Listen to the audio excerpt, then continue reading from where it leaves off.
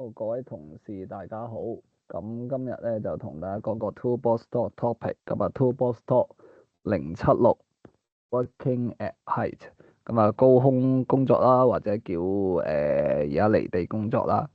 咁啊高空作咁其實而家嗰個都係一個好熱門嘅題目 topic 噶啦，咁就因為始終我哋每一個場都有啲高位，咁高位就要做維修啊，或者係做一啲安裝嘅時候咧，咁點都會係需要做一啲高空工作嘅。咁啊，高空工作啦，咁其實喺勞工處啦都有一個好詳細嘅指引嘅。咁而家咧就最新就應該有啲2023年開始出嘅。咁啊23年出咗，咁啊而家叫離地工作㗎啦。咁以前咧就話就話兩米就要有個工作平台啦。咁其實我哋而家咧其實即係少過2米，咁其實都要有啲安全措施要留意㗎啦。咁啊，我哋就住呢個勞工處出嘅離地工作指引啦，咁啊同大家講翻喺即係做嘢嘅時候，咁特別香港做嘢嘅，咁而家有啲乜嘢嘅工作咧，有啲乜嘢嘅要注意咧？咁啊離地工作，咁啊一般佢呢個咧就話離地面少於2米個地方工作啦。咁佢呢度定義咧就高空工作，即係高處工作就係多過2米，咁就係高處工作啦。咁離地工作就少過2米。咁啊，即係大家即係2米呢個，即係各自都有唔同嘅危險嘅 level 啦。咁啊，呢度有一大堆嘅關於離地工作或者高處工作，咁啊有啲法例安全法例啦。咁啊最主要都係工廠工業經營條例㗎啦。咁亦都有建築地盤嘅安全條例啦。咁啊起樓嗰陣時都要注意嘅。咁啊一開始就要評估翻，即係假如即係有需要係離地工作咧，咁啊或者高處工作咧，咁啊要評估翻嗰個個風險啦。咁啊喺嗰個可以確切執行到嘅範圍入面咧，咁啊做足個安全措施嘅。咁亦都係要減少啲同事係由高處墮下嘅風險啦。咁啊呢個風險，咁我哋都有一啲，即係我哋自己 CBRE 其實有一個 risk assessment，有個會係 height 嘅 permit 嘅。咁但係我哋喺 GS 咧就未有實施嘅，不過呢個就可以之後再講啦。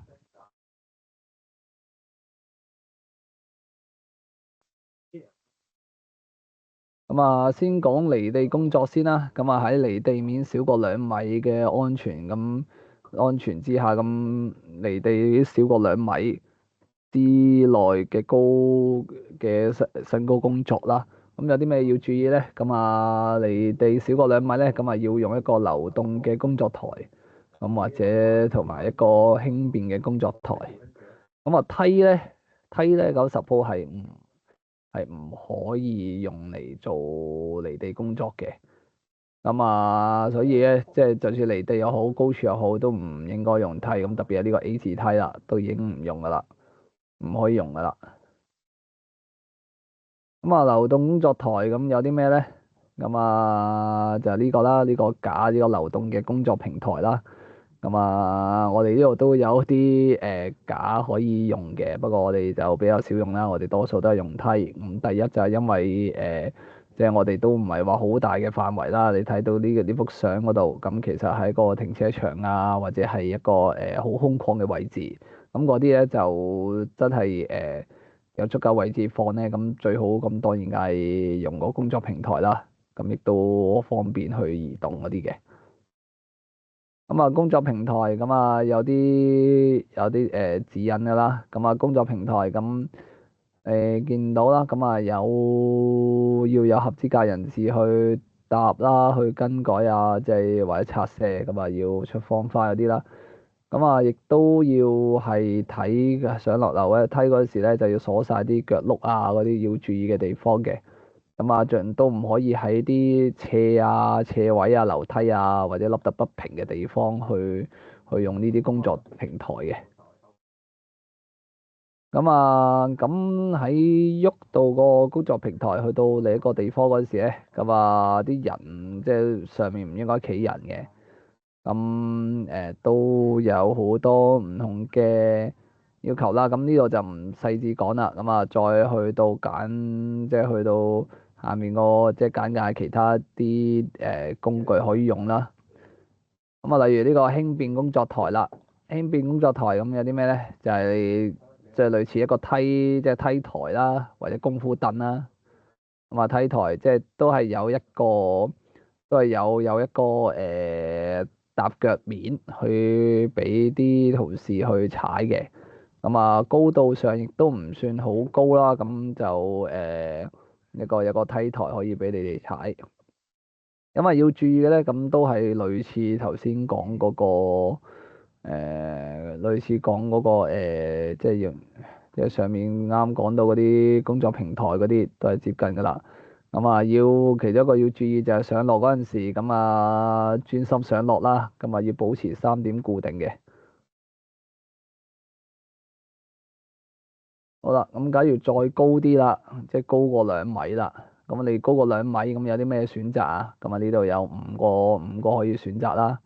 用棚架、金屬架、金屬架、竹棚架、懸空式嘅竹棚架，咁啊吊船，咁仲有一個係鉸剪車，咁啊呢幾個咧都我哋呢邊最成日接觸到嘅。咁判頭可能就用個吊船多啦。咁亦都係至於即係我哋自己都有啲膠剪車嘅，膠剪車都有用嘅。咁啊一般用呢啲平台咧都有唔同嘅要求嘅。咁例如棚架啲安裝方法啊，即係佢要有個狗臂架撐住啊，咁嗰類啦。咁啊呢度就都唔詳細講啦。即係棚架有佢棚架好 detail 嘅，好詳細嘅要求啦。咁啊要裝狗臂架，要嗰啲爆炸螺絲要鑲入去嗰個石屎面，咁亦都要有個網喺度啊。咁嗰啲大家或多或少都有聽過嘅。竹棚架我跳過去，咁啊跳過去大家可能比較常見嘅金屬棚架、金屬通架啦。咁啊金屬通架。咁啊，即係大家有機會見過啲判頭嚟過搭啦。咁又或者自己都有機會搭過咧。咁啊，要留意翻咁啊，即係一啲嘢啦。咁例如個牆高度同埋嗰個長度嗰個比例啦，咁啊唔應該大過3嘅。咁啊，或者3.5啦。咁啊，樓宇內用嘅話就3.5。咁出面嘅話就要求高啲嘅，係嘛？唔應該大過3。咁啊，即係唔好用喺啲有風吹嘅地方啦。咁啊，咁亦都要即係用嗰陣時要將個轆鎖好啦。咁啊，金屬移動式嗰個金屬平台，咁啊亦都有個要求啦，即係踢腳板啊，嗰個扶手啊，即係上去嗰陣時亦都係要用要用嗰個安全繩啊，全身式安全繩啊咁樣嘅。懸空式竹棚架，咁啊大家少啲接觸啦。不過裝修即係出面裝修嘅話，就會用多啲嘅。咁裝修大家可能都見過啦。咁啊，狗臂架啦。咁啊，吊船就係多數判頭用啦。咁我哋呢度都最近都有個 CLPE 嘅 project，都係會落吊船嘅。咁啊，落吊船咁。我吊船最緊要睇嗰條繩，固定嗰條繩係足唔足夠支撐啦。咁亦都係要嗰個即係啲同事啦，亦都要係有一個全身式嘅安全帶係攬住啲吊繩嘅。咁啊，其他包括都係踢腳板啊、扶手嗰啲。跟住呢啲升降動力嘅升降平台啦。咁啊鉸剪車，蜘蛛車，仲有伸展型嘅呢個唔知咩車啦，咁就咁呢啲咧都係要有合資格人士去操作啦，咁啊按照指示去做嘅。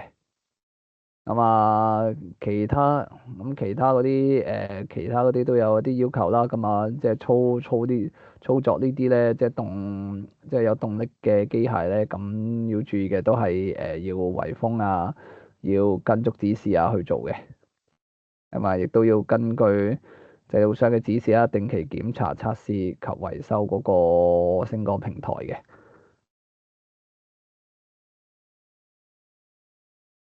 咁啊，使用工作平台咁要注意啲咩咧？咁啊，注意嗰個出入口啦，有適當嘅出入口啦。咁啊，有合適嘅扶手嘅斜梯同埋直梯都要有。咁啊，重心咁啊，唔好挨出去後面啦，唔好挨出去出面啊。即係出面咁，你嘅重心一轉移就跌咗落去㗎啦。咁啊，亦都要有護欄及底護或者係踢腳板嗰啲啦。咁啊，安全承重啦，要注意啦。咁啊，喺個做嘢嗰陣時，咁要下面有圍欄啦，同埋張貼個警告告示啦。咁啊，叫其他工人或者工作人士就唔好靠近。咁之後用完之後就記得妥善存放及保養。咁用嗰陣時要注意天氣啦。咁啊，因為金屬嗰啲，特別金屬嗰啲就戶外嘅話就比較危險嘅。全防墮系統，咁防墮系統咁進行高處工作，咁特別係棚架啊或者係即係外牆嗰啲咧，咁成日都話要獨立嘅全身式安全帶，咁你見到就要裝喺一個獨立嘅氣穩牢固裝置嗰度啦。咁呢個咧就通常就裝喺嗰個 building 入面嘅。即係咁呢個係一個即係可以話最後即係個最即係假如個棚架即係唔安全，即係呢個咁唔好彩個棚架即係冧啦，咁啊呢個就即係最後嘅保命措施啦。安全吊帶嗰啲咁都唔詳細喺度講啦。咁其實即係全身式安全帶要用嗰陣時，咁啊記得要即係將條繩掛喺個圍欄嗰度，咁欄杆嗰度，咁高處工作，咁啊要注意，咁啊着好啦。咁平時上安全卡嗰陣時，大家都有試過點着個全身式安全繩㗎啦。咁啊，亦都要定期去做檢查啦，十二個月咁內，起碼要檢查一次嘅。咁啊，其他高空離地工作或者高處工作，咁啊安全帽啊，有帽帶啊，呢啲都唔特別講啦。呢啲工作平台、木板咁路徑。咁呢度有唔同嘅要求啦，咁啊個路徑啊嘛，其實通常我哋搬嘢咧都唔學，即係唔通常就唔會少過650啦。咁呢個都即係我哋啲貨，即係木板車啊，或者係啲手推車啊，都係按照呢個大約呢個 design 㗎啦，即係大約呢個咁，好似都係大約400度咁，你搬嘢都要600度，都已經係最少㗎啦。唔係嘅話就會好逼，或者係即係唔夠㗎啦。咁啊，護欄嘅高度啦，護欄高度咁都想講護欄嘅高度咁，你見到咧咁sorry，絲腳踢腳板就唔可以低過二百毫米啦。咁即係你個踢腳板要起碼二百 mm 啦。咁護欄咁分咗兩條嘅。咁最高嗰條要高過900，但係就唔好亦都高過900，但係唔好高過1150。咁中間嗰條咧就高過450，但唔好高過600。咁各自有唔同嘅要求啦。咁啊，大家去做平時做保養啊，或者係做嗰啲睇嗰啲用嗰啲工作平台嗰陣時，咁都可以睇下呢個高度符唔符合要求嘅。好，咁繼續用翻嗰個啲材料嚟到講翻啦。咁啊頭先 Toolbox Talk 咁啊翻返嚟呢度咁啊高空作業。咁頭先講話我哋呢度就有離地工作，亦都有喺高處工作。咁我哋即係基本上咧，你對腳離開地面咧嘅時候咧，咁啊其實已經係要注意，即係要係注意一啲合適嘅工作上嘅規則啊，或者係要用翻合適嘅工作平台噶啦。咁啊，高空跌落嚟，咁係其中一個好即係最成日發生啊，或者係最主要發生嘅原因啦。咁啊，即係而家就 suppose 唔可以用梯嘅，用梯咧，即係而家我哋成日提倡用梯咧，只可以用嚟上落，咁啊唔可以用嚟做嘢嘅。咁啊，我哋要做嘢咧，就要用平台啦，或者企喺嗰個合適嘅平台啦。咁假如真係唔得嘅話，咁啊要做評估啦，評估咁亦都要扣翻個安全帶啦，全身式安全帶去做翻嘅。咁所以咧，我哋都即係都要注意一啲即係做嘢嗰陣時嘅安全考慮啦。咁啊，避免高空工作，最成日安全，成個安全系統成日都講噶啦，即係嗰個風險喺度。咁第一步就係睇下可唔可以消除到個風險，咁睇下可唔可以避免到個高空工作啦。咁啊，唔得嘅話就要去下一步噶啦。咁啊，揀啱適當嘅設備，使用前就檢查啲設備有冇損壞啦。咁啊，確保你已經接受有培訓啦。咁大家都有上綠卡啦。咁其實都有一定嘅培訓㗎啦。咁啊，檢查設備係咪正確搭建啦。咁呢個就係就係嗰個金屬棚架嗰啲。咁帶安全帶，咁啊確保係隨時保持連接啦，即係你冇得個樣啦。咁啊，假如有任何嘅設備係損壞咧，咁啊報告翻。咁啊，做嘢嗰陣時，咁啊盡量唔好挨邊做嘢啦，即係挨喺邊度噶嘛，自然個風險就增加咗啦。咁啊，通常都企入啲，咁啊冇惡劣天氣下工作啦，吹走咗都唔知去咗邊啦。咁啊，亦都要帶齊適當嘅設備啦，未帶就唔好上去啦。咁啊，用爬上建築物嗰陣時，咁啊務必使用梯。咁啊，呢個即係大家爬建築物都用梯㗎啦。咁呢個其實咧就叫大家唔好好似嗰啲飛檐走壁咁樣，即係踩呢個門柄，跟住又踩上去啊嗰啲咁樣。咁啊，即係麻煩少少攞條梯，咁都係確保大家安全嘅。咁啊，有缺陷嘅設備就唔好用啦。咁啊，亦都要妥善咁固定條梯啦。咁啊，呢個咧就係即係安全全身式安全繩嗰陣時咧，咁啊記住即係你見到出面嘅師傅成日都就咁掛個扣掛翻喺自己身上面，咁啊唔扣住咧，咁啊其實即係帶嚟都冇用嘅。好，咁啊今日呢個 Toolbox Talk topic 咁啊嚟到呢度啦，咁多謝大家。